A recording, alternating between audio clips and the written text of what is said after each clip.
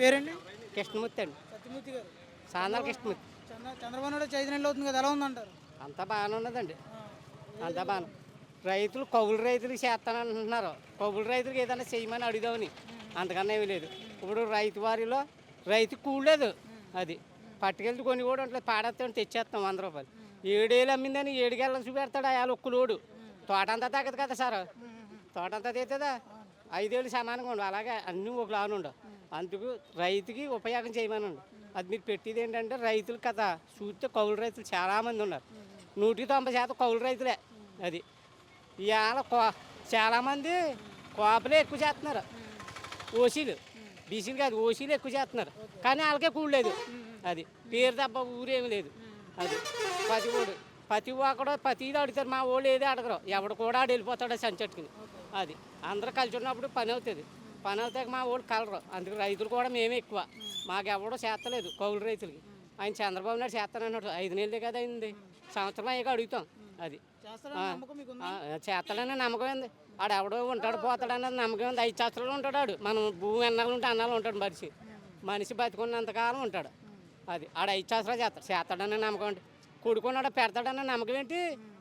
ఇదంతే. పెడతాడని చేస్తానని హామీలు ఇచ్చారు, చేస్తారని అడుగుతాం. ఇప్పుడు అడిగాను, జగన్ గారు ఏం చేశారు మీకే తెలుసు కదా. జగన్ గారు చేస్తే ఆయన వద్దుడు. ఏమన్నా ఇప్పుడు ఎవడు చేసినా ఆ చేసినోడు వస్తాడు. చేసింది నేను అంటాడు, ఆయన చేసాడు ఈయన చేసాడు, చేయలేదని ఎవడ అంటాడు. అది ఎవడు చేస్తే ఆడు వస్తాడు. అంటే గతంలో మీకు ఎలా ఉంది? రైతులకి ఏమైనా ఇబ్బందికరంగా? రైతులకి ఏమి ఎవరికి ఇబ్బందే. రైతుకి ఎప్పుడూ ఉపకారం లేదండి. ఏ పేపెత్తం వచ్చినా చెప్తున్నాను.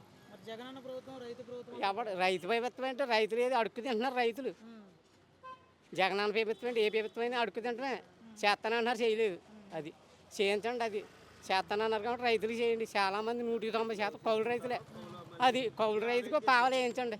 అది మీరు పెట్టి న్యూస్. అది గతంలో పవన్ కళ్యాణ్ అధికారంలో లేనప్పుడు చాలా చేశాడు రైతులకి. చేశాడు, చేస్తాడని నమ్మకం ఉన్నదండి. నమ్మకం ఉన్న వాళ్ళనండి 26 కోట్లు ఖర్చు పెట్టాడు. అది సొంత డబ్బు.